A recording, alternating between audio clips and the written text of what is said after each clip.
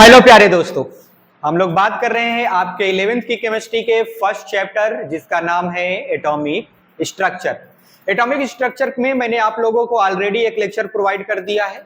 जिन्होंने पिछला लेक्चर नहीं देखा है वो पहले पिछला लेक्चर देख के आए, क्योंकि उसमें मैंने बेसिक जानकारियां दी है। ठीक है, बेसिक जानकारियों में मैंने आप लोगों को बताया है डिस्कवरी ऑफ सब एटॉमिक पार्टिकल। बोले तो इलेक्ट्रॉन की कैसे डिस्कवरी हुई थी, प्रोटॉन की कैसे डिस्कवरी हुई थी, डिस्चार्ज ट्यूब एक्सपेरिमेंट क्या है, रदरफोर्ड का एक्सपेरिमेंट या बोले तो रदरफोर्ड का एटॉमिक मॉडल क्या था, उसकी चर्चा हम लोगों ने पिछले लेक्चर में किया है। आप लोग पिछले लेक्चर को जरूर अटेंड करके आए, तभी इस लेक्चर को अटेंड करें ताकि आप लोगों के मन में कोई डाउट न रह जाए कि सर बीच से तो नहीं पढ़ा रहे हैं, है ना। तो आज हम लोग बात करने वाले हैं एटॉमिक स्ट्रक्चर में बोर्स एटॉमिक मॉडल की। ठीक है ना, बोर्स एटॉमिक मॉडल की हम लोग बात करेंगे, जिसकी चर्चा हम लोग डिटेल में करने वाले हैं।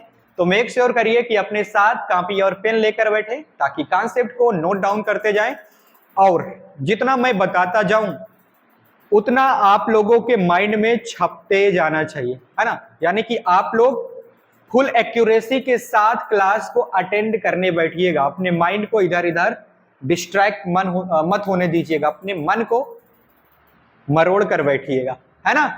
मन इधर नहीं होना चाहिए, जैसे पढ़ रहे हो कहीं पर, मतलब पढ़ रहे हो यहाँ पर, मन लगा है कहीं पर, तो वो बातें नहीं होनी चाहिए, तभी आपको ये लेक्चर समझ में आने वाला है। ठीक है, चलिए हम लोग बात कर लेते हैं बोर्स एटॉमिक मॉडल की। किसकी बात कर लेते हैं? बोर्स एटॉमिक मॉडल की बात करते हैं। तो ध्यान दीजिएगा, बोर्स ने जब अपना एटॉमिक मॉडल दिया था तो उन्होंने अपना पोस्टुलेट दिया था। क्या दिया था?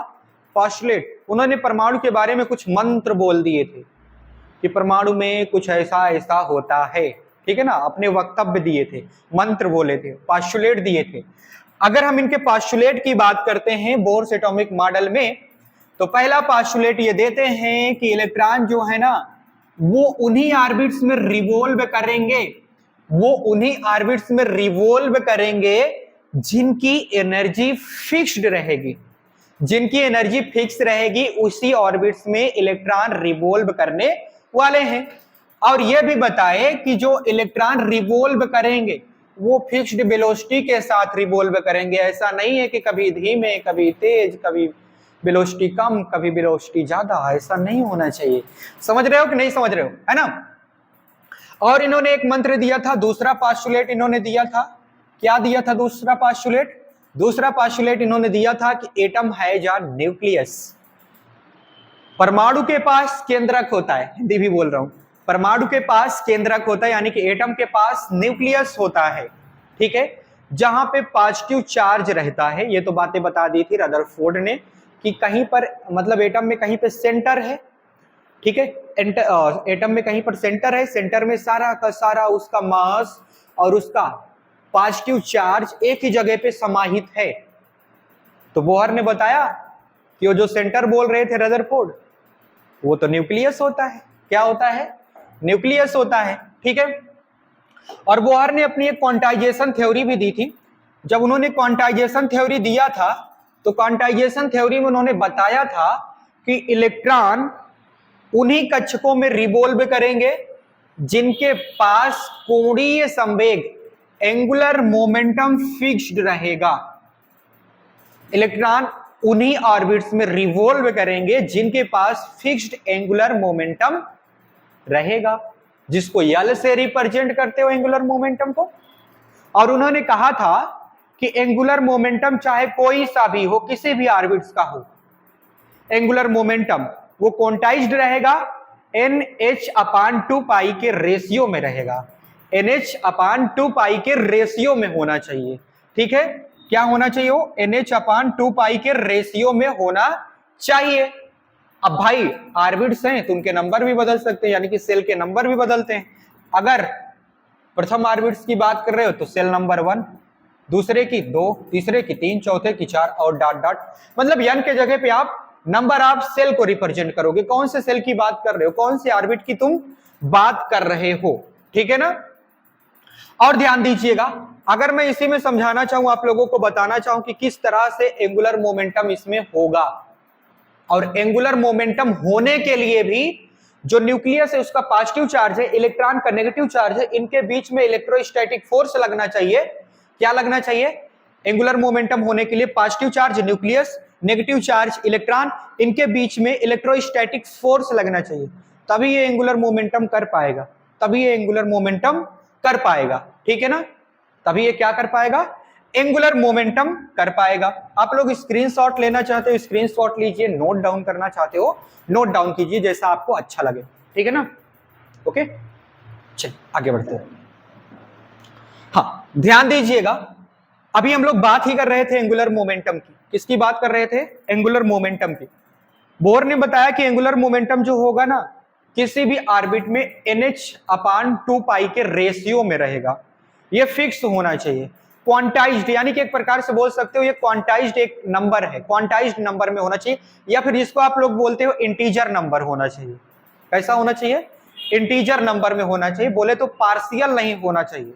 जैसे बोल देते हो कि 3.5, 2.1, 0.53, ऐसा कुछ भी नहीं होना चाहिए, एक फिक्स्ड नंबर में होना चाहिए। समझ पा रहे हो कि नहीं समझ पा रहे हो? ठीक है ना? फिक्स्ड नंबर में होना चाहिए, तभी तो उन्होंने बोला कि NH/2π के रेशियो में होना चाहिए। कैसा होना चाहिए? NH/2π के रेशियो में होना चाहिए। लेकिन लेकिन लेकिन एक बात बताइए, आप लोगों ने जब काइनेमेटिक्स पढ़ा था, तो काइनेमेटिक्स में आप लोगों ने एंगुलर मोमेंटम का फार्मूला भी पढ़ा होगा, है ना? एंगुलर मोमेंटम का फार्मूला होता है, ठीक, सर्कुलर मोशन। आपने एक चैप्टर पढ़ा था कि नहीं पढ़ा था फिजिक्स में? सर्कुलर मोशन है कि नहीं है ना? उसमें आप लोगों ने एंगुलर मोमेंटम का एक फार्मूला पढ़ा होगा, L = mv/r। क्या पढ़ा होगा? L = mv/r। ये तो पढ़े ही होगे, ये तो सभी को पता होता है ना भाई। तो एंगुलर मोमेंटम का फार्मूला होता है L = mv/r। m बोले तो मास, v बोले तो वेलोसिटी, r बोले तो रेडियस। जैसे मान लो इलेक्ट्रॉन रिवॉल्व कर रहा है, उसका एंगुलर मोमेंटम है, तो इसका मास भी होगा, हाँ, वेलोसिटी भी होगी, हाँ, रेडियस भी होगा, हाँ भाई, हाँ होगा। चलिए, अभी हम लोग बात कर रहे हैं कि हमने कहा कि फार्मूला तो होता है L का mv/r, तो हम L को मान सकते हैं, L के जगह पे लिख सकते हैं mv/r, m × v × r लिख सकते हैं कि नहीं लिख सकते? लिख दिया हमने। लेकिन ये क्वांटाइज्ड होना चाहिए, तो उसके लिए आप लोगों को लिखना पड़ेगा NH/2π। क्या लिखना पड़ेगा? NH/2π। L का फार्मूला mv/r लिखा L के जगह पे, NH/2π लिखा कि नहीं लिखा? यहां तक तो सभी को क्लियर है ना? यहां कोई डाउट नहीं होना चाहिए। मतलब ये इक्वेशन नंबर फर्स्ट बन गया। आप कहोगे इक्वेशन नंबर आप फर्स्ट क्यों बना रहे हो, किसको सॉल्व करने जा रहे हो? आएगा, अभी टेंशन मत लो। जब इसके एप्लीकेशन की बात करेंगे, बोहर्स एटॉमिक मॉडल के एप्लीकेशन की बात करेंगे, तो उस पर हम लोग चर्चा करेंगे कि ये सारी इक्वेशन जो मैं लिख रहा हूं इनका यूज क्या है। ठीक है ना? अच्छा, सोच रहे होगे कि H क्या होता होगा? H मैंने यहाँ पे लिखा है, H जो होता है ना, एक प्लैंक कांस्टेंट होता है। क्या होता है H? प्लैंक कांस्टेंट होता है, मतलब एक कांस्टेंट वैल्यू होती है, उसको करने की कोई जरूरत आपको नहीं है। ठीक है ना? H क्या होता है? प्लैंक कांस्टेंट होता है। और ध्यान दीजिएगा, जब हम बात ही कर रहे हैं कि भाई साहब अगर एंगुलर मोमेंटम हो रहा है इलेक्ट्रॉन का किसी ऑर्बिट में, तो मैंने बताया था एंगुलर मोमेंटम होने के लिए न्यूक्लियस का चार्ज पॉजिटिव, इलेक्ट्रॉन का चार्ज है नेगेटिव, दोनों के बीच में इलेक्ट्रोस्टैटिक फोर्स लगेगा। इसी की वजह से तो एंगुलर मोमेंटम हो रहा है, इसी की वजह से तो एंगुलर मोमेंटम हो रहा है। मतलब एंगुलर मोमेंटम जो हो रहा है वो किसके कारण हो रहा है? किसके कारण? इलेक्ट्रोस्टैटिक फोर्स के कारण। किसके कारण हो रहा है? इलेक्ट्रोस्टैटिक फोर्स के कारण। एक बात और जान लीजिए आप लोग, ध्यान दीजिएगा, एक बात और समझने की कोशिश कीजिएगा मेरी। अच्छा, मैं जब स्फीयर की बात कर रहा हूं, किसकी बात कर रहा हूं? स्फीयर की बात कर रहा हूं। ठीक है? जब आप स्फीयर की बात कर रहे हो, स्फीयर में एंगुलर मोमेंटम देख रहे हो, तो एंगुलर मोमेंटम होने के लिए इलेक्ट्रोस्टैटिक फोर्स होना चाहिए या ई होना चाहिए। लेकिन जब स्फीयर की तुम बात कर रहे हो, तब तुम इलेक्ट्रोस्टैटिक फोर्स नहीं कहोगे, तब कहोगे सेंट्रीपिटल फोर्स। क्या कहोगे इसको? सेंट्रीपिटल फोर्स कहोगे। एफ ई के जगह पे क्या लिखोगे? F C, centripetal force. समझ पा रहे हो कि नहीं समझ पा रहे हो? यानी कि इलेक्ट्रोस्टैटिक फोर्स को अब स्फीयर में आपने क्या बोलना है? सेंट्रीपिटल फोर्स बोलना है। ठीक है? आप लोग इसका स्क्रीनशॉट लीजिए, फटाफट नोट डाउन कीजिए। ओके, आगे बढ़ा जाए, बढ़ लूं आगे? एक बार चेक कर लेता हूं आप लोगों को दिखाई दे रहा है, हाँ दिख तो रहा है। चलिए नेक्स्ट स्लाइड पे मूव करते हैं। आगे हम लोग बात ही कर रहे हैं कि ये जो इलेक्ट्रोस्टैटिक फोर्स है, ये जो इलेक्ट्रोस्टैटिक फोर्स है, इनके नेक्स्ट पास्टुलेट की, यानी कि पांचवें वक्तव्य की, बोहर्स एटॉमिक मॉडल के पांचवें वक्तव्य, पांचवें पास्टुलेट की हम लोग बात कर रहे हैं। जब हम पांचवें पास्टुलेट की बात करते हैं तो बोहर बोलते हैं, ध्यान दीजिएगा, बोहर बोलते हैं कि फोर्स जो लग रहा है इलेक्ट्रॉन और प्रोटॉन के बीच में, वो फोर्स जो लग रहा है इलेक्ट्रॉन और प्रोटॉन के बीच में, वो इलेक्ट्रोस्टैटिक फोर्स है। क्या है वो? इलेक्ट्रोस्टैटिक फोर्स लग रहा है उनके बीच में, ठीक है। हाँ भाई, दो स्फीयर हैं, एक पॉजिटिव आवेशित है, एक ऋणावेशित है, मतलब एक पॉजिटिव का चार्ज है, एक नेगेटिव का चार्ज है, तो दोनों के बीच में जो फोर्स लगेगा अट्रैक्शन, वो इलेक्ट्रोस्टैटिक फोर्स ही होता है। हाँ भाई, वही बात इन्होंने भी कहा, ठीक है। देखो ये माना कि एक चार्ज Q1 है, ये चार्ज Q2 है, इनके बीच में रेडियस R है, तो इनके बीच में जो इलेक्ट्रोस्टैटिक फोर्स लगता है, आपने फार्मूला तो पढ़ा ही होगा शुरू में, काइनेमेटिक्स में यही तो फार्मूला तो पढ़े थे कि नहीं पढ़े थे? पढ़े थे ना? याद है कि नहीं याद है? याद होना चाहिए, नहीं याद है तो भाई बहुत बुरी बात है। आप लोगों ने फार्मूला पढ़ा था कि F is equal to 1/4πε0 into Q1 Q2 by R का स्क्वायर, है ना? ये फार्मूला तो आपने पढ़ा था, नहीं पढ़ा था तो अभी याद कर लो। हाँ अच्छा, ध्यान दीजिएगा, यहाँ पे सोच रहे होगे कि Q1 और Q2 क्या है। Q1 मान लो कि इलेक्ट्रॉन का चार्ज है, Q2 मान लो प्रोटॉन का चार्ज है। Q1 मान लो इलेक्ट्रॉन का चार्ज है, Q2 मान लो प्रोटॉन का चार्ज है। भाई चार्ज होना चाहिए कि नहीं होना चाहिए? और इनके बीच में जो रेडियस होता है उसका अपान में स्क्वायर कर दो। फार्मूला तो आपको पता ही है ना सब, ये फार्मूला पता है ना, इलेक्ट्रोस्टैटिक फोर्स का फार्मूला क्या होता है? 1/4πε0 into Q1 Q2 by R का स्क्वायर, ठीक है। अच्छा एक बात और ध्यान दीजिएगा, मान लो ये स्फीयर है, ये स्फीयर है, ठीक है, ऑर्बिटल मानो, स्फीयर तो स्फेरिकल तो रहता ही है, स्फीयर है। यहां पे माना कि पॉजिटिव चार्ज है, इलेक्ट्रॉन पे नेगेटिव चार्ज है। यहां पे भी मैं समझा देता हूं कैसा हो रहा है। इनके बीच में रेडियस R है, ठीक है, इतनी इनके बीच में दूरी है, समझ पा रहे हो कि नहीं समझ पा रहे हो? ठीक है, और ये वेलोसिटी v से मूव कर रहा है, वेलोसिटी v से ये जा रहा है, समझ पा रहे हो कि नहीं समझ पा रहे हो? तो इसको चलाने के लिए इलेक्ट्रोस्टैटिक फोर्स चाहिए होता है। क्या चाहिए होता है? इलेक्ट्रोस्टैटिक फोर्स चाहिए होता है। और जब हम स्फीयर की ही बात कर रहे हैं तो इलेक्ट्रोस्टैटिक फोर्स को आपने क्या बोलना होता है? इलेक्ट्रोस्टैटिक फोर्स को सेंट्रीपिटल फोर्स बोलना होता है।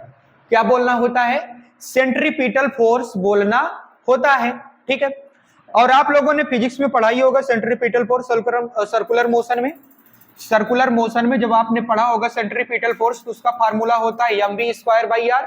ये सबको पता होता है, ठीक है, ये सबको पता होता है कि सेंट्रीपिटल फोर्स का फार्मूला होता है Fc = mv²/r, mv²/r। याद रहेगा? हाँ याद रहेगा, ये कोई बात नहीं हुई भाई, ये छोटी छोटी बातें हैं, ये तो पहले से आप लोगों को पता थी, ठीक है। स्क्रीनशॉट लेना चाहते हो स्क्रीनशॉट लो, नोट डाउन करना चाहते हो नोट डाउन कीजिए, तो मैं आगे बढ़ूं, ठीक है। लीजिए फटाफट स्क्रीनशॉट। चलिए आगे बढ़ता हूं मैं, नेक्स्ट स्लाइड पे मूव करते हैं। अच्छा, हम लोग बात ही कर रहे हैं इसी की, इलेक्ट्रोस्टैटिक फोर्स की। तो ध्यान दीजिएगा, आपने जो फार्मूला पढ़ा या F इक्वल टू, मतलब electrostatic force is equal to या F equal to 1/4πε0 into Q1 Q2 by R का स्क्वायर। अब ध्यान दीजिएगा, ये जो दोनों चार्ज हैं, अभी मैंने बताया ना, ये मान लो इलेक्ट्रॉन का चार्ज है, किसका चार्ज है? इलेक्ट्रॉन का चार्ज है। इसको मान लो ये प्रोटॉन का चार्ज है, प्रोटॉन को जेड से रिप्रेजेंट करते हो, चार्ज है तो ई लिख दो, ठीक है, क्या लिख दो? ई, ठीक। ये प्रोटॉन का चार्ज होता है, किसका चार्ज होता है? प्रोटॉन का चार्ज होता है। तो इसीलिए मैंने क्या लिख दिया?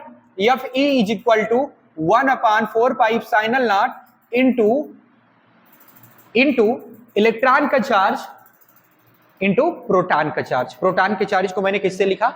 Ze से लिखा। इलेक्ट्रॉन के चार्ज को मैंने किससे लिखा? E से लिखा, अपान में R²। किसी को यहां तक कोई दिक्कत नहीं होनी चाहिए, दिक्कत, ठीक है।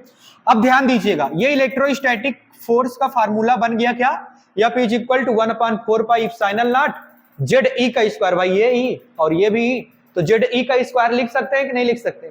लिख सकते हैं ना, Ze का स्क्वायर अपान R का स्क्वायर, Ze का स्क्वायर अपान आर का स्क्वायर। ये मान लो इक्वेशन नंबर 2 बन गई। और आप लोगों ने अभी क्या देखा था, एक इक्वेशन ये देखे थे, M B R is equal to NH by 2 pi, ये इक्वेशन देखे थे। और दूसरा इक्वेशन अब क्या देख रहे हो आप, दूसरा इक्वेशन देख रहे हो F E is equal to 1/4 pi साइनल नॉट इंटू जेड ई का स्क्वायर अपान में आर का स्क्वायर। ये सेकेंड इक्वेशन हो गई कि नहीं होगी, हो गई ना। अच्छा, ये अपने सिक्स्थ पास्टुलेट में, बोहर्स अपने सिक्स्थ पास्टुलेट में बोलते हैं कि all energies of orbitals are stationary. चाहे कोई सी भी ऊर्जा की बात करो ऑर्बिटल के, तुम पोटेंशियल एनर्जी की बात करो, तुम काइनेटिक एनर्जी की बात करो, तुम टोटल एनर्जी की बात करो, किसी भी एनर्जी की बात करोगे ऑर्बिटल्स की, वो स्टेशनरी होना चाहिए। एनर्जी कभी बदलेगी ही नहीं।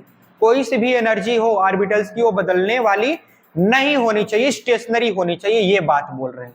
ठीक है, चाहे तुम पोटेंशियल एनर्जी की बात करो, तुम काइनेटिक एनर्जी की बात करो, तुम टोटल एनर्जी की बात करो, ये बात होती है। इसका पास्टुलेट हो गया। ये तो सारे पास्टुलेट रहे जितना हमने अब तक पढ़ा। अब तक जितना हम लोगों ने पढ़ा, ये बोहर के सारे पास्टुलेट थे। पहला पास्टुलेट, दूसरा पास्टुलेट, तीसरा पास्टुलेट, ठीक है, ये सारे इनके पास्टुलेट थे। चौथा पास्टुलेट, फिर उसके बाद हम लोगों ने पांचवें पास्टुलेट की बात की, फिर उसके बाद हम लोगों ने बात किया छठे पास्टुलेट की। यहां तक अगर आप लोगों को कहानी क्लियर हो पा रही है तभी मैं आगे बढ़ सकता हूं। यानी कि आप लोगों को दो इक्वेशन पता होनी चाहिए। कौन कौन सी, एक M V R is equal to NH upon में 2 पाई, फर्स्ट इक्वेशन ये हो गया। Second equation F is equal to 1/4 pi साइनल नॉट इनटू जेड ई का स्क्वायर अपान आर का स्क्वायर। ये आपका होना चाहिए याद, आपके माइंड में सेट। ठीक, स्क्रीनशॉट लेना चाहते हो ले लो। ठीक है, चलिए नेक्स्ट स्लाइड पे मूव करते हैं। ठीक है, अच्छा, अब नेक्स्ट स्लाइड पे जब हम लोग मूव ही करने जा रहे हैं तो पहले आपको बता दूं कि अभी तक तो हम लोगों ने डिस्कस किया था पास्टुलेट की। बोर्स एटॉमिक मॉडल में जो भी पास्टुलेट थे, उनके सारे पास्टुलेट, सारे वक्तव्य, सारे उनके मंत्र जो दिए गए थे, सारे मंत्र को हम लोगों ने डील किया। अब हम लोग पढ़ने जा रहे हैं इन मंत्रों का प्रयोग कहाँ किया जा सकता है। जो बोर्स मॉडल ने अपने एटॉमिक मॉडल में, बोर्स ने अपने एटॉमिक मॉडल में पास्टुलेट दिए थे, उन पास्टुलेट्स का हम लोग कहां कहां पर अप्लीकेशन कर सकते हैं, इसकी हम लोग चर्चा करने जा रहे हैं। ठीक है, जब हम इसकी चर्चा करते हैं बोर्स एटॉमिक मॉडल के पास्टुलेट्स के अप्लीकेशन की, तो ध्यान दीजिएगा। पहले हम लोग बात करेंगे रेडियस की, इंपॉर्टेंट है। पहले हम लोग बात करेंगे रेडियस की। किसकी बात करेंगे, रेडियस की बात करेंगे। ठीक है, और रेडियस देखा भी किसका जाएगा, रेडियस देखा जाएगा ऑर्बिटल्स की। किसका रेडियस देखा जाएगा भाई, ऑर्बिटल्स का रेडियस देखा जाएगा, या सेल का रेडियस देखा जाएगा। किसका रेडियस देखा जाएगा, सेल, कोष जिसको बोलते हो, क्या बोलते हो, कोष। एटम है, एटम का न्यूक्लियस है, न्यूक्लियस के बाहर बाहर उनके सेल्स प्रेजेंट है, कोष प्रेजेंट है, उनके हम लोग रेडियस की बात करते हैं। ठीक है, हाँ ध्यान दीजिएगा, जब हम रेडियस की बात करते हैं तो एक बात बताओ, आपने कहा कि हमें ये इक्वेशन याद हो गई। फर्स्ट इक्वेशन कौन सी, NH upon 2 pi is equal to MBR। ये फर्स्ट इक्वेशन था कि नहीं, NH upon 2 pi is equal to MBR। और आपको सेकंड इक्वेशन याद हो गया है, कौन सा, 1/4 पाई epsilon not into Z E का स्क्वायर आर का स्क्वायर। ये तो इलेक्ट्रोस्टैटिक फोर्स का फार्मूला था। लेकिन जब तुमने कहा था कि F E is equal to F C होता है, तो एफ ई का हमने फार्मूला लिखा is equal to F C का फार्मूला होता है M B square by R. तो मैंने बराबर में रख दिया कि नहीं रख दिया। तो सेकंड इक्वेशन बन गई कि नहीं बन गई, ये सेकंड इक्वेशन बन रही है ना। कोई दिक्कत है आप लोगों को, है दिक्कत है क्या, नहीं होना चाहिए भाई। आपने कहा इलेक्ट्रोस्टैटिक का फार्मूला होता है 1/4 पाई epsilon not into Z E का स्क्वायर अपान में आर का स्क्वायर। हाँ मैंने माना।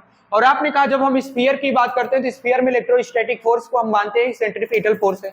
हाँ भाई मैंने माना कि सेंट्रीपिटल फोर्स होता है। तो सेंट्रीपिटल फोर्स का फार्मूला होता है mv स्क्वायर बाई आर। आपने कहा F is equal to F C होता है, तो एफ का इक्वेशन मैंने लिखा, मतलब फार्मूला लिखा is equal to F C का फार्मूला लिखा।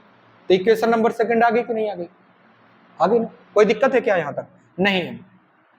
जब हम रेडियस की बात करते हैं, किसकी बात करते हैं, जब हम रेडियस की बात करते हैं, किसी भी ऑर्बिटल के रेडियस की बात करते हैं, तो हमें रेडियस निकालने के लिए इस फर्स्ट इक्वेशन को स्क्वायर कर दो, इस फर्स्ट इक्वेशन को स्क्वायर कर दो और इस सेकंड इक्वेशन से उसको डिवाइड कर दो, आपका रेडियस आ जाएगा। ध्यान से सुनिएगा, फर्स्ट इक्वेशन को स्क्वायर कर दो और इसके स्क्वायर को डिवाइड कर दो सेकेंड इक्वेशन ये जो लिखा गया है, ठीक है। जब उससे डिवाइड कर दोगे तो आपका आ जाएगा रेडियस का फार्मूला। हम लोग सॉल्व करें इसको। चलिए, आपको दिया गया NH, हाँ भाई, अपान में 2 पाई, हाँ भाई, और इस साइड वाले से डिवाइड कर दो। इस साइड में क्या लिखा गया है? इस साइड में लिखा गया है ZE का स्क्वायर, हाँ भाई, अपान में 4 पाई इप्सिलॉन नॉट इनटू R का स्क्वायर लिखा गया है, हाँ लिखा गया है, इज इक्वल टू आप कर दो, क्या कर दो, क्या कर दो, इसको लिखो MVR divided by MV square upon R कर दो। देखो कौन कौन सा कट रहा है, काटो, जो जो कट रहा है उसको काटो। ध्यान दीजिएगा क्या क्या कट रहा है इसमें।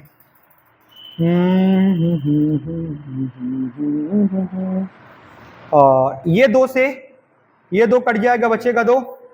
कटेगा कि नहीं कटेगा? कटेगा भाई, कटेगा ना। ये 2 से 2 कट जाएगा। 1 पाई से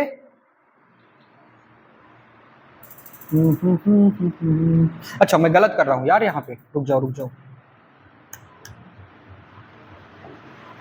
रुको तो बताता हूं मैं इसको, अभी फिर से लिख देता हूं, दिक्कत वाली क्या बात है।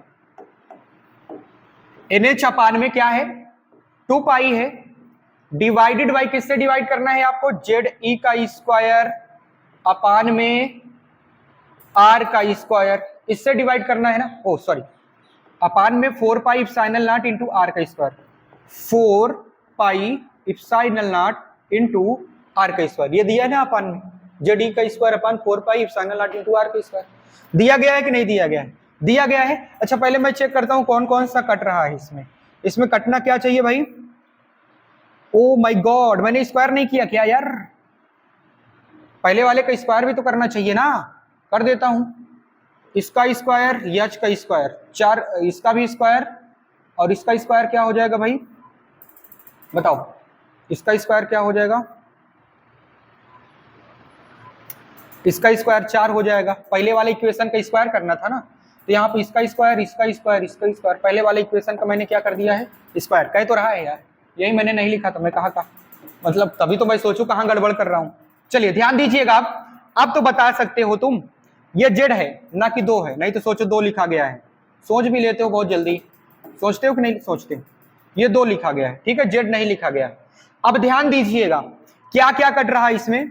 ये 4 से 4 कट रहा है, 1 पाई से 1 पाई कट रहा है, और क्या कट रहा है यहाँ पे? हाँ इतना यहाँ पे कट रहा है। इधर चेक करो, यम से 1 यम कट रहा है, और V स्क्वायर से V स्क्वायर कट जा रहा है, ठीक है, ये तो इसके मल्टीप्लाई में जाएगा। ओके, मैं आगे सॉल्व करता हूं। इतना आपने किया होगा, ओके किया होगा, किया होगा तो पता है आप लोगों को। आगे ध्यान दीजिएगा, जब मैं आगे इसको सॉल्व करूंगा, अगर इतने पार्ट को मैं ऊपर भेजूंगा तो मल्टीप्लाई में जाएगा, बनेगा ये n square h square divided by क्या बच रहा है? पाई बच रहा है, और इसको पलट के जब ऊपर ले जाऊंगा तो ये गुणे में हो जाएगा, मल्टीप्लाई में जाएगा, क्या बनेगा ये? इप्सिलॉन नॉट, और क्या है? R का स्क्वायर है, डिवाइडेड बाई क्या है? ZE का स्क्वायर है, ZE का स्क्वायर है, ठीक है। ओके, इज इक्वल टू बच क्या रहा है? बच क्या रहा है यहाँ पे? बच रहा है यहाँ पे एक यम बच रहा है, R का स्क्वायर बच रहा है, और ये वाला स्क्वायर, ये वाला R जब ऊपर जाएगा तो ये भी मल्टीप्लाई में जाएगा, R बच रहा है। बच रहा है कि नहीं बच रहा है? अच्छा, अभी क्या क्या हो सकता है इसमें देखिएगा, क्या क्या हो सकता है। एक R से एक R निपट जाएगा, मतलब एक R स्क्वायर से एक R स्क्वायर निपट जाएगा, कट जाएगा, तो बचेगा क्या यहाँ पे? हाँ, यम को इधर भेज दूंगा, यम इधर मल्टीप्लाई में है तो इधर डिवाइड में चला जाएगा, ये हो जाएगा आपका equation n square h square, ठीक है, n square h square epsilon not बटे पाई, यम इधर आएगा तो मल्टीप्लाई में आएगा, यम ZE का स्क्वायर किसके बराबर आया? R के बराबर आया, ठीक है। ये r के बराबर आ गया। ठीक, मतलब r का फार्मूला क्या बन गया, N square H square epsilon naught divided by pi M Z E का square. N square H square epsilon naught divided by pi M Z E का square is equal to r बन गया। समझ पा रहे हो कि नहीं समझ पा रहे हो? ये फार्मूला बन गया रेडियस का। किसका फार्मूला बन गया? रेडियस का फार्मूला बन गया। आप लोग इसको याद रखिएगा, बेहद इंपॉर्टेंट है, याद रखोगे इसको। हाँ, स्क्रीनशॉट लेना चाहते हो स्क्रीनशॉट लो, नोट डाउन करना चाहते हो नोट डाउन कर लो, तभी मैं आगे बढ़ता हूं। ठीक, ठीक है, मतलब कैसे किया गया, पहले वाले इक्वेशन का स्क्वायर किया गया, स्क्वायर किया मैंने पहले वाले इक्वेशन का, दूसरे वाले इक्वेशन से इनको डिवाइड कर दिया। कोई दिक्कत है क्या? हाँ दिक्कत तो है भाई, ये काहे दूर दूर लिखे हो, थोड़ा नजदीक नजदीक नहीं लिख सकते हो? ऐसी बात करते हो, चलो लिख देता हूँ, नजदीक कर दिया, दिक्कत है अब नहीं होनी चाहिए, है ना? तो भाई देखो ना, इसका पहले वाले इक्वेशन का मैंने स्क्वायर किया, दूसरे वाले इक्वेशन से सबको डिवाइड किया, किया कि नहीं किया? तो हमारा क्या आ गया, आर का इक्वेशन, मतलब आर का फार्मूला क्या आ गया रेडियस का, N square H square epsilon naught by pi M Z E का स्क्वायर। हुआ कि नहीं हुआ? चलिए स्क्रीनशॉट लिए थे, ले लो। आइए जरा नेक्स्ट स्लाइड पे मूव करते हैं। हाँ, हम लोग बात कर रहे हैं वेलोसिटी की। किसकी बात कर रहे हैं? वेलोसिटी की बात कर रहे हैं। अच्छा, आप लोगों ने एक इक्वेशन पढ़ा, अभी एक इक्वेशन पढ़ा था, क्या पढ़ा था? एक इक्वेशन आपने पढ़ा था NH upon 2 pi is equal to MBR। क्या पढ़ा था? NH upon 2 pi is equal to MBR। ये फार्मूला पढ़े थे, ये इक्वेशन पढ़े थे कि नहीं पढ़े थे? किसका है? एंगुलर मोमेंटम का था कि नहीं था? ये था ना? हाँ, तो इसी पर आधारित हम लोग चर्चा करने जा रहे हैं। देखो MBR इज इक्वल टू क्या आपने पढ़ा था? NH अपान 2 पाई। पढ़े थे कि नहीं पढ़े थे? और आपने रेडियस का फार्मूला निकाला, N square H square epsilon naught divided by pi M Z E का स्क्वायर। ये आपने आर का फार्मूला निकाला। अब एक बात बताइए, अगर हमें वेलोसिटी की बात करनी है, किसकी बात करनी है? वेलोसिटी की बात करनी है, ठीक है? तो देखो जरा, इसमें बी आ रहा है कि नहीं आ रहा है? यहां पे आ रहा है ना वी। तो जब तुम वेलोसिटी की बात करोगे, इलेक्ट्रॉन की वेलोसिटी की बात करोगे, तो आप कैसे बात करोगे? ध्यान दीजिएगा, किसी भी ऑर्बिट में, आप जब किसी भी ऑर्बिट में वेलोसिटी की बात करते हो, velocity at nth orbit, velocity at nth orbit की जब आप बात करोगे, तो ध्यान दीजिएगा, पहले तो आपको लिखना क्या है? पहले तो आपको लिखना है यम वी। पहले आप वेलोसिटी मत बनाओ, पहले इसको सॉल्व करो। इन दोनों इक्वेशन में देखो पहले वेलोसिटी कहां पे है। आप जब बात करोगे किसकी? वेलोसिटी ऑफ nth ऑर्बिट की बात करोगे, ठीक है? तो आप पहले चेक करो कि इसमें वेलोसिटी कहां पे है। यहां पे है ना वेलोसिटी, ध्यान दीजिएगा, यम, ठीक है, वी, ठीक है, इंटू आर, ठीक है, ठीक है भाई, ठीक है ना, ये है। अच्छा एक बात बताओ, आर के जगह पे क्या मैं इसको लिख सकता हूं कि नहीं लिख सकता हूं? आर के जगह पे इसको लिख सकता हूं ना? लिख दूं? लिख दे रहा हूं इंटू में करके, N square H square epsilon naught divided by pi M Z E का स्क्वायर। किसी को कोई दिक्कत नहीं है ना? हाँ, बराबर में क्या लिख दूं? NH अपान 2 पाई। कोई प्रॉब्लम हो रही हो आप लोगों को तो बता सकते हो, कहीं भी कोई प्रॉब्लम हो तो आप बता सकते हो इसको, ठीक है ना? मुझसे शिकायत कर सकते हो कमेंट बॉक्स में जाकर। क्या दिक्कत है यार इसमें? आपको तो पता है ना, कोणीय संवेग जो आपने पढ़ा था, angular momentum, M V R. L का फार्मूला क्या होता है? एम वी आर होता है। आपने कहा था यल जो होता है क्वांटाइज्ड होना चाहिए, NH अपान 2 पाई। ये तो बात तो सबको पता है। अभी जब आपने इक्वेशन पढ़ा, इक्वेशन को सॉल्व किया, दोनों इक्वेशन को, तो आपका रेडियस का फार्मूला ये आया था कि नहीं आया था? आया था भाई, क्या बात कर रहे हो? ये आया है कि नहीं आया? रेडियस का फार्मूला आया है। अच्छा, जब यहां तक आया है तो क्या आप यहां पे देख रहे हो वेलोसिटी दिख रही है कि नहीं दिख रही है? यम वी आपने लिखा, आर के जगह पे जो वैल्यू है वहां पे उसको आपने रख दिया कि नहीं रख दिया? पुट कर दिया कि नहीं कर दिया? हाँ भाई कर दिया। अब ध्यान दीजिएगा, अब मेरी बात गौर से सुनिएगा, यहां पे कौन कौन सी चीजें कटने योग्य है? काटो, कटने योग्य कौन कौन सी हैं, तभी आप सॉल्व करो इसको। देखो कटेगा कौन कौन? यम है यहां पर, यम है यहां पर, कट जाएगा, कट जाएगा। एन स्क्वायर यन, एक यन से स्क्वायर कट गया, हाँ कट गया, यच कट गया, हाँ कट गया, और क्या कटेगा, पाई से पाई निपट लेगा, पाई से पाई भी तो निपटेगा भाई, काहे नहीं निपटेगा, निपटेगा, निपटेगा, निपटना पड़ेगा, ठीक है ना। अब ध्यान दीजिएगा, अब ध्यान दीजिएगा, मेरी बात गौर से सुनिएगा। ये यहाँ पे 2 है, 2 कटने योग्य है क्या, 2 तो नहीं कटने योग्य लग रहा है, नहीं नहीं कटेगा नहीं, 2 नहीं कट रहा है, तो 2 को इधर भेजूंगा, यहाँ पे डिवाइड में है तो यहाँ पे जाके मल्टीप्लाई में हो जाएगा, क्या हो जाएगा, मल्टीप्लाई में हो जाएगा, मतलब इसी को मैं पूरे भाग को उधर भेज देता हूं, वहां उसको वैसे का वैसे रख देता हूं, मतलब ये बन गया आपका b इंटू क्या बन रहा है, N H epsilon naught divided by Z E का स्क्वायर, ये है इज इक्वल टू 1/2। ऐसा दिख रहा है कि नहीं दिख रहा है, ऐसा दिख रहा होगा आप सभी को, भाई दिख तो रहा है ना। चलिए अच्छा, जब इतना बना है तो मैं क्या कर सकता हूं कि ये इधर मल्टीप्लाई में है, ठीक है, ये इधर मल्टीप्लाई में है b के साथ, मैं इधर भेजूंगा तो डिवाइड में चला जाएगा कि नहीं चला जाएगा, चला जाएगा ना, उल्टा हो जाएगा कि नहीं हो जाएगा, मतलब ये हम इसको इस तरह से लिख सकते हैं v इज इक्वल टू, ठीक, यहां पे हम लिख सकते हैं z e का स्क्वायर अपान में 2 into n h epsilon not. किसी को कोनो प्रॉब्लम, कोई भी प्रॉब्लम हो तो आप लोग बता सकते हो, ठीक है, कोई प्रॉब्लम नहीं होगी यार, क्या है इसमें प्रॉब्लम, क्या प्रॉब्लम नहीं, क्या प्रॉब्लम क्या है, प्रॉब्लम क्या है बताओ, नहीं होनी चाहिए, है ना। अभी ध्यान दीजिएगा, अभी आगे आप लोग ध्यान दो, अभी पूरी तरह से मैंने मतलब ये इक्वेशन तो बन गया आपका, या सीधे सीधे बात करो, ये फार्मूला बन गया है आपका, किसका, वेलोसिटी का फार्मूला तो बन गया, पर शॉर्टकट तो आपको चाहिए होता है भाई, किस तरह से हम लोग इसको सॉल्व कर सकते हैं, ठीक, इसको किस तरह से हम लोग सॉल्व कर सकते हैं, ठीक है।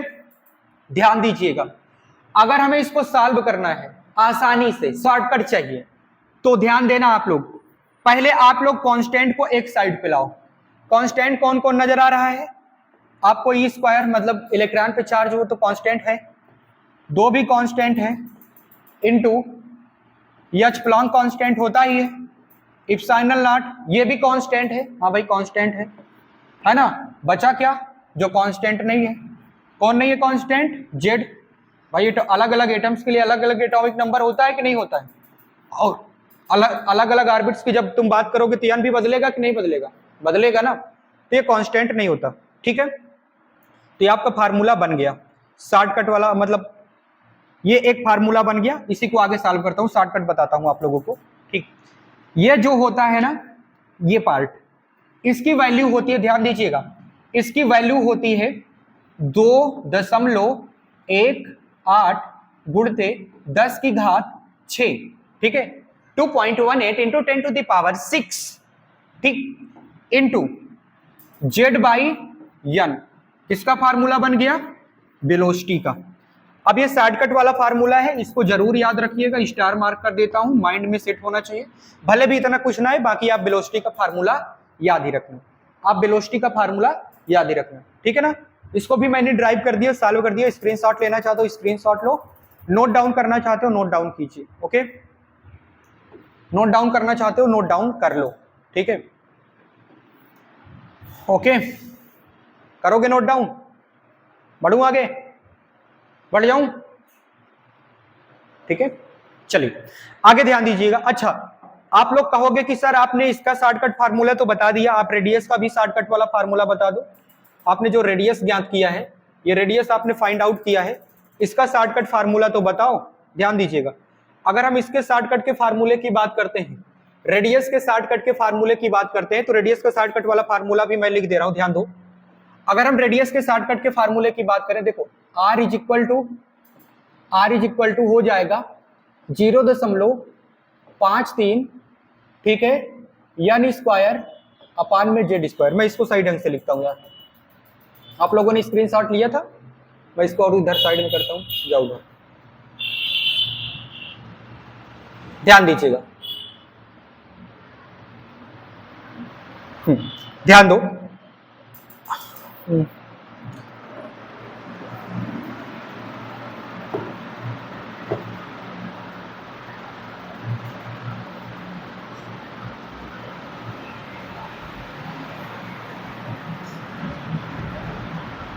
ओके, अभी ठीक है, ठीक।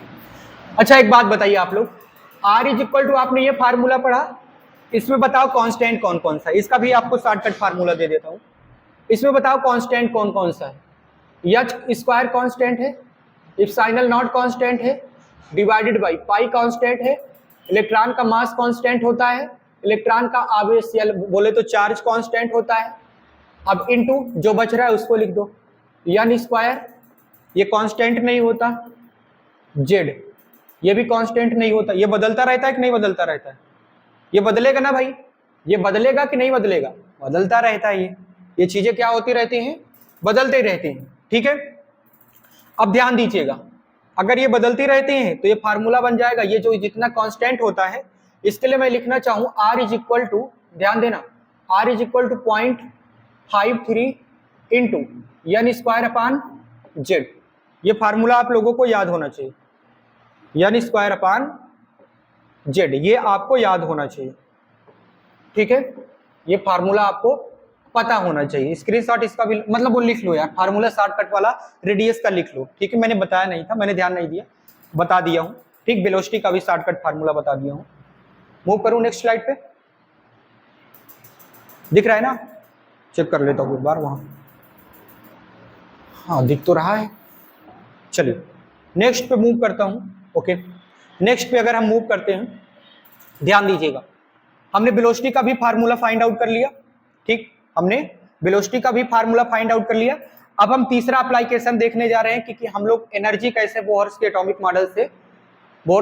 मॉडल से कैसे एनर्जी को फाइंड आउट करते हैं।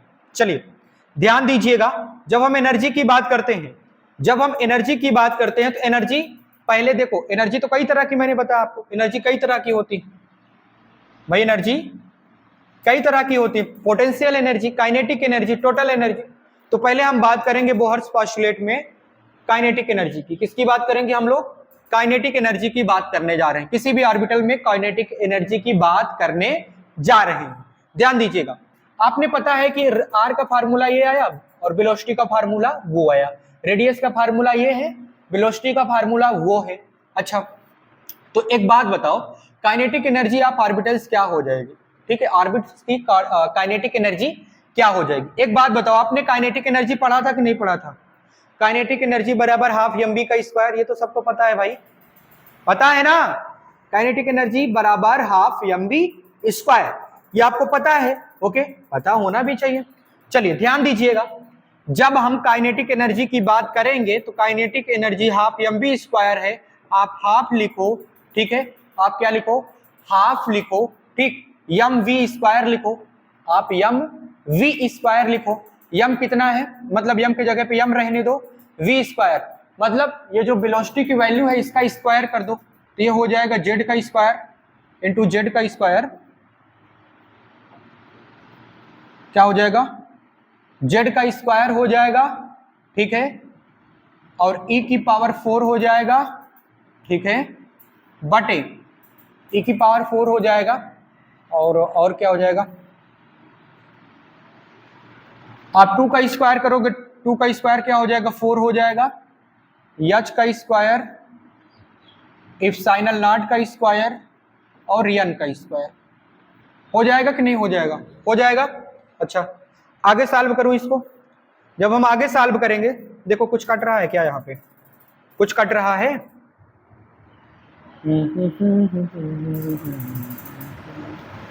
अभी तो कुछ नहीं कटता दिख रहा है यार, हाँ अभी कुछ नहीं कटता दिख रहा है। तो काइनेटिक एनर्जी बराबर क्या हो जाएगा, 1/8 m इंटू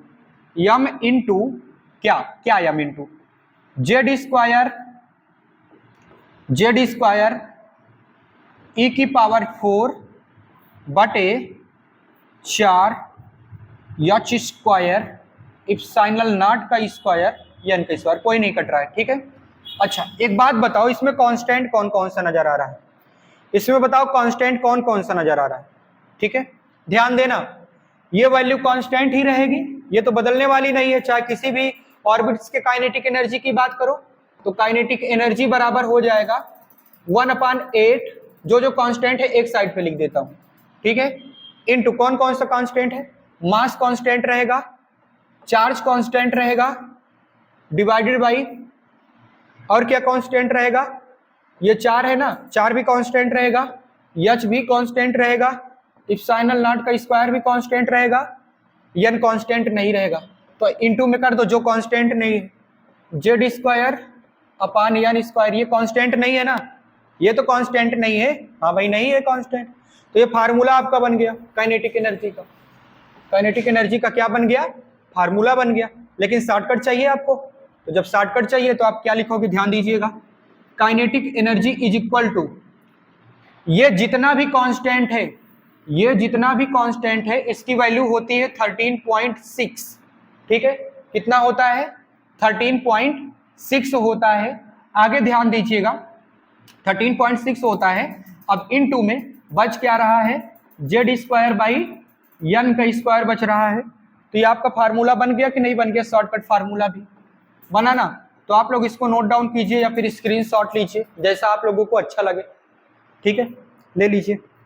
शॉर्टकट भी मैंने लिख दिया, उतने का वैल्यू आ जाता है 13.6, ठीक, ओके, ठीक है, कांस्टेंट का वैल्यू रखा, शॉर्टकट फार्मूला बन गया। अच्छा, कहोगे कि सर इन तीनों का मात्रक बता दो, आपने जो तीनों की बातें की है इनका मात्रक भी बताओ, है ना, यूनिट्स क्या होंगी इसकी बात कर लेते हैं। लिख लिए। नेक्स्ट आप लोगों को इन तीनों के यूनिट्स की बात बता देता हूं।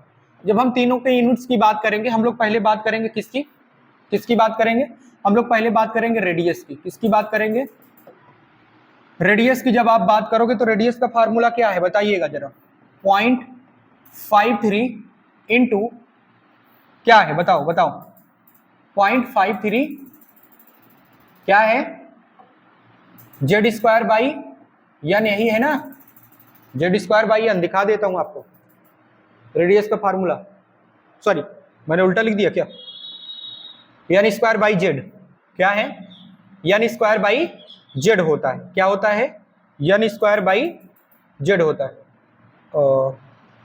नेक्स्ट स्लाइड पे जाना पड़ेगा, कहाँ गया यार, यहाँ, ठीक है, मैंने उल्टा लिख दिया था।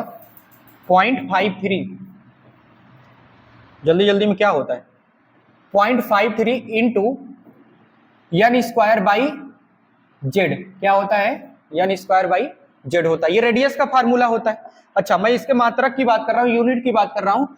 तो जो रेडियस होता है ना, रेडियस एंगस्ट्रॉम में आता है, किस में आता है, एंगस्ट्रॉम में आता है। अच्छा एक बात बताओ, अगर मैं इसको लिखना चाहूं तो कुछ इस तरह से लिख सकता हूं ना, 0.53 इंटू 10 की पावर -10 लिख सकता हूं कि नहीं लिख सकता हूं, into N square by Z लिख सकता हूं कि नहीं लिख सकता हूं, एन स्क्वायर बाई जेड लिख सकता हूं ना।